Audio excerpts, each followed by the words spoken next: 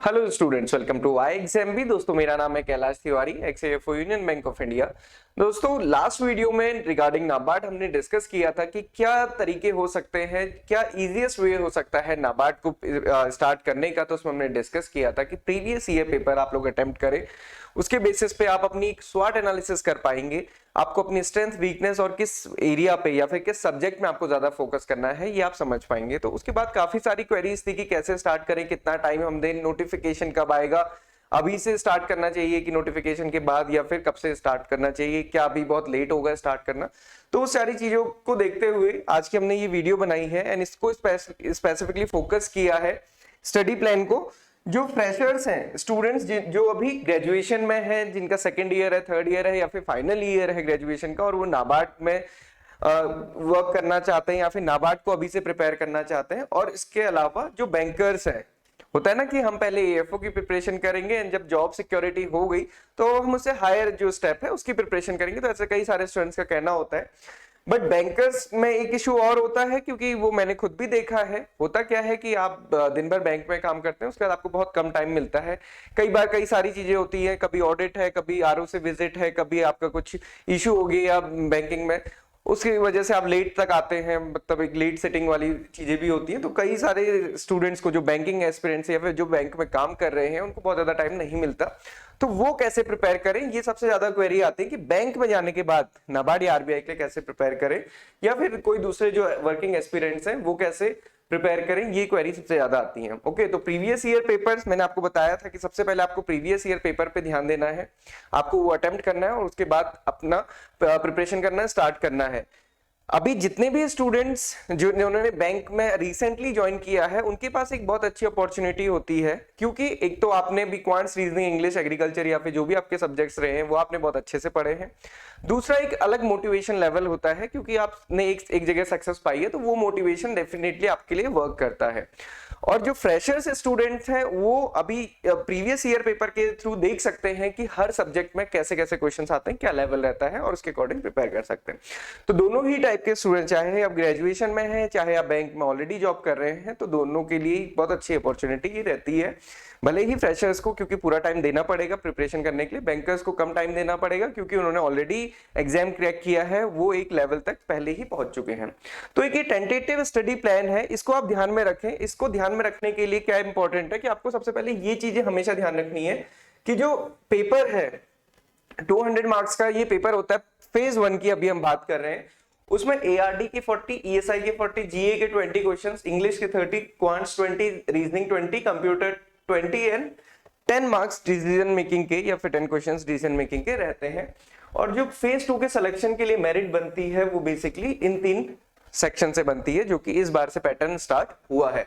तो आपको ARD, ESI और जीए को तो बहुत ज्यादा फोकस करते हुए चलना है। अभी क्या है कि आपका स्टडी प्लान कैसा होगा, आप कितना घंटे पढ़ेंगे, वो सारी चीजें आप पे डिपेंड करती है कि आप कितना टाइम दे पा रहे हैं। बट यहाँ पे हम ये मान के चल रहे हैं कि आप दिन में 3 से 4 घंटे या एटलीस्ट 3 घंटे तो आप निकाल रहे हैं अपनी पढ़ाई के लिए, क्योंकि मैं समझता हूँ कि बैंकर्स के लिए काफी मुश्किल होता है टाइम निकालना। तो 3 घंटे एटलीस्ट आप अभी से निकालते हैं, क्योंकि अभी नोटिफिकेशन नहीं आया है और आने में भी टाइम है, तो ये आप इजीली कर सकते हैं। ओके, तो सबसे पहले क्या है कि आप सुबह के जो टाइम है या फिर आप किसी की शाम को हैबिट होती है, जब भी है आप न्यूज़पेपर रीडिंग जरूर करें, क्योंकि आपको एआरडी, ईएसआई और जीए इन तीनों के ही डायनामिक पार्ट को कवर करने में हेल्प करेगा। ओके, कंसेप्ट्स बहुत इजी होते हैं। अभी मैं आपको पेपर की एनालिसिस भी दिखाऊंगा इसके बाद, तो आपको पता चल जाएगा कि उसके लिए बहुत ज्यादा आपको इधर उधर घूमने की जरूरत नहीं है या फिर बहुत ज्यादा टेंशन लेने की जरूरत नहीं है। आपको बस न्यूज़पेपर रीडिंग करनी है डेली। और न्यूज़पेपर में क्या टारगेट करना है कि जिससे कि एआरडी, एसआई, जीए कवर हो जाए। एक तो जो बैंकिंग और फाइनेंशियल न्यूज़ेस हैं वो आपको पूरी कवर करनी है, बैंकिंग से रिलेटेड, फाइनेंस से रिलेटेड, या फिर जो भी हमारे सोशल इश्यूज हैं या फिर कोई भी इकोनॉमी से रिलेटेड चीजें हैं वो आपको जरूर करनी है। क्योंकि ईएसआई का पेपर जो इस बार का था उसमें काफी सारे क्वेश्चंस ऐसे थे, as per the newspaper reports of August वो कुछ क्वेश्चन पूछा हुआ था, सिमिलरली क्वेश्चंस पूछे थे। तो ये आपको थोड़ा सा ध्यान देते हुए चलना है। अभी से चीजों को रटना नहीं है क्योंकि टाइम बहुत है, 2-3 महीने पहले का ही इंपॉर्टेंट रहता है। बट आपको एक समझ बन जाएगी और आपकी तब तक हैबिट बन जाएगी जब आपका नोटिफिकेशन आएगा। Similarly agriculture and rural development से रिलेटेड और जीए तो आप सभी को पता है, इसके लिए तो आप बीपीडिया को कवर कर सकते हैं न्यूज़पेपर से डायरेक्टली, अगर आप नहीं भी उसमें सेग्रीगेट कर पाते हैं तो ये आपको ध्यान देना है कि आपको एक टाइम तो न्यूज़पेपर पढ़ना है, उसको आप पूरा टाइम दीजिए।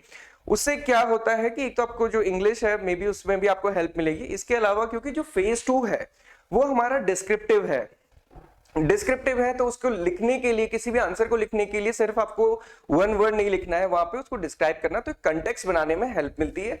आप कोई भी ईएसआई का कंसेप्ट या फिर एआरडी का कंसेप्ट पढ़ते हैं, समझते हैं, क्योंकि जरूरी नहीं है कि वो कंसेप्ट ही पूछेंगे, वो डायनामिक पार्ट भी हो सकता है, तो उसके लिए लिखने के लिए आपको एक तरीका और क्या क्या चीजें आप उसमें मेंशन कर सकते हैं, ये चीजें भी समझ आती हैं। तो न्यूज़पेपर रीडिंग इज मस्ट, अभी के टाइम पे न्यूज़पेपर रीडिंग बहुत जरूरी है।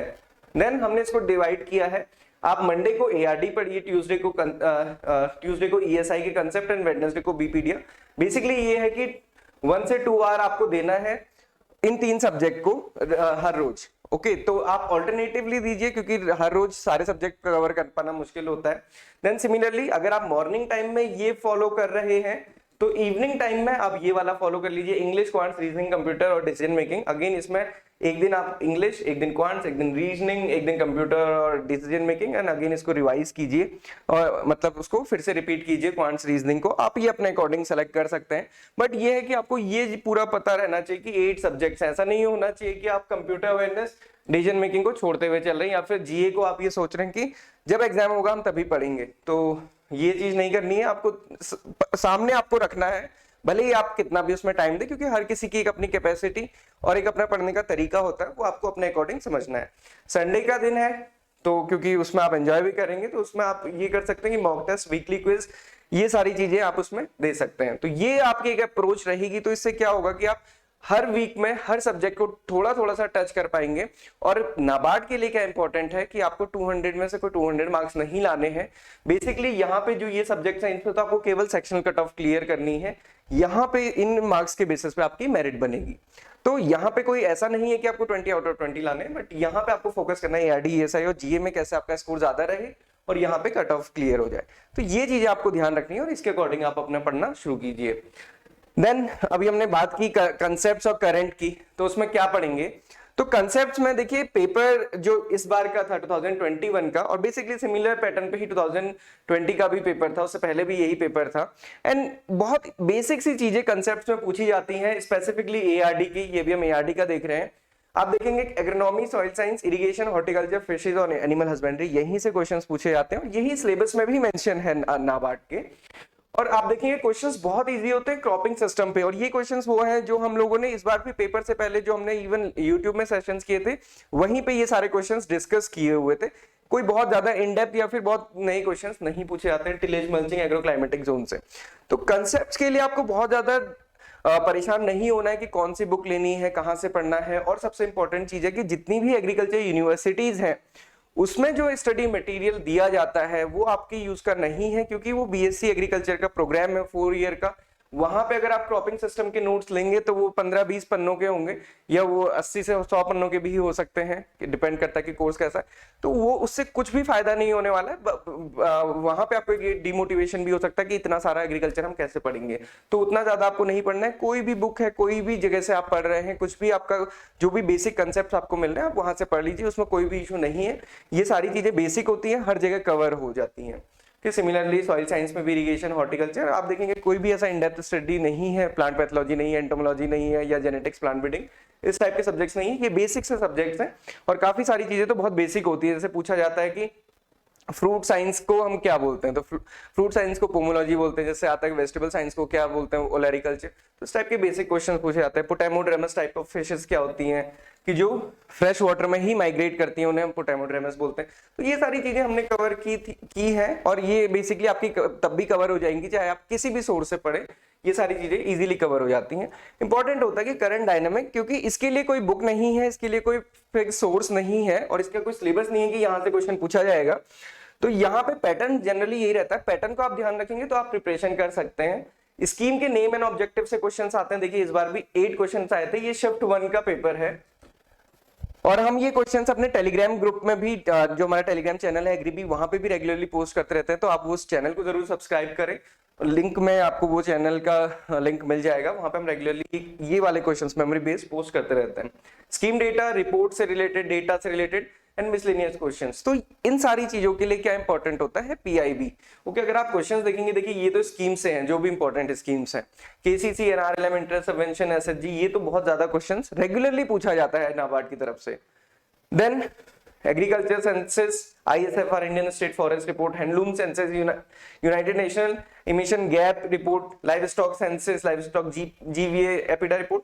अब ये सारी चीजें, कितनी सारे सेंसस आते हैं, कितनी सारी रिपोर्ट्स आते हैं, किस किस को आप पढ़ेंगे, ये होता है कि जब एग्जाम से 2-3 महीने पहले जो चीज पीआईबी में specifically ministry of agriculture, ministry of rural development में मेंशन है, वो आपको पढ़ के जाना है। ऐसा कोई भी क्वेश्चन नहीं होता है करंट में कि वो कहीं पे ना दिया हो, और आपको ऐसा नहीं होगा कि 6-7 महीने पहले वो डिस्कस होगा। वो पीआईबी में 2-3 महीने में ही डिस्कस होता है, या पीआईबी में कहीं ना कहीं मेंशन होता है, और वो भी important ministries related to the NABARD वहीं पे होता है। तो ये चीज आपको करनी है, तो इसकी एक हैबिट बनानी है बेसिकली, न्यूज़पेपर से और पीआईबी पढ़ने की आपकी एक हैबिट बनेगी, तो आप उसको इजीली कर सकेंगे। ओके, सो इस टाइप से आपको ही कवर करना है। तो नाबार्ड का पैटर्न अब आप समझ गए होंगे कि 50% कंसेप्चुअल, 50% डायनेमिक आता है। सिमिलरली एसआई में ही फॉलो होता है।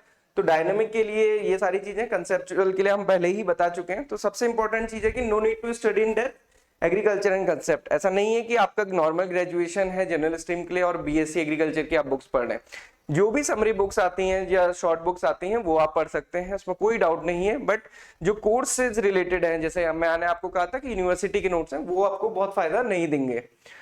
देन एग्रीकल्चर ग्रेजुएट्स के लिए ये अपॉर्चुनिटी है, क्योंकि एग्रीकल्चर ग्रेजुएट्स के लिए बहुत सारी सीट्स आती हैं। और एग्रीकल्चर ग्रेजुएट्स को एक चीज ध्यान देनी है कि प्रीलिम्स या जो फेज 1 है वो हर किसी के लिए सेम होता है। आपका जो स्पेसिफिक सब्जेक्ट है वो आपके लिए मेंस में आपको हेल्प करेगा। तो मेंस के लिए आपको डिस्क्रिप्टिव को ध्यान में रखते हुए प्रिपरेशन करनी है। ये आप ध्यान रखें, 1 लाइनर या 1 वर्ड पे ही ना रहें। सो ये था कि आपको कैसे प्रिपरेशन करनी है। इंपॉर्टेंट है कि जैसे पहले मैंने आपसे कहा था प्रीवियस ईयर पेपर, तो इस बार है कि आपको 8 सब्जेक्ट्स हमेशा ध्यान में रहने चाहिए, उसके अकॉर्डिंग आप प्रिपेयर करें। इसके अलावा अगर आप एग्जाम का कोर्स ज्वाइन करना चाहते हैं तो आप कर सकते हैं, आप फ्री डेमो में एनरोल कर सकते हैं, उसके बाद अकॉर्डिंगली आप प्रिपेयर कर सकते हैं। एंड अगेन अभी भी मैं आपको बता दूं कि अभी आपके पास बहुत टाइम है, रेगुलरली आप थोड़ा थोड़ा टाइम देते हैं तो आप इजीली कर सकते हैं। क्योंकि अगर आप बैंकर हैं तो ऑलरेडी आपने एक एग्जाम क्रैक किया है, आपका क्वांट्स, रीजनिंग, इंग्लिश और जीए, और आपका जो प्रोफेशनल नॉलेज है वो तो आपकी अच्छी होगी ही। उसके अलावा जो बाकी सब्जेक्ट्स है उसको भी आप थोड़ा थोड़ा सा देंगे टाइम, तो आपको इजीली मिल जाएगा। सोर्स कुछ भी हो सकता है, बुक्स भी हो सकती हैं, आजकल ऑनलाइन इतनी सारी फैसिलिटीज अवेलेबल है, कहीं से भी आप पढ़ सकते हैं। वो चॉइस आपकी अपनी होनी चाहिए। ओके, सो अगर आपकी कोई भी क्वेरी है तो आप हमें मेल और या फिर कॉल कर सकते हैं। हमारे चैनल को सब्सक्राइब जरूर करें for the regular updates. And thank you for watching this video and have a good day ahead.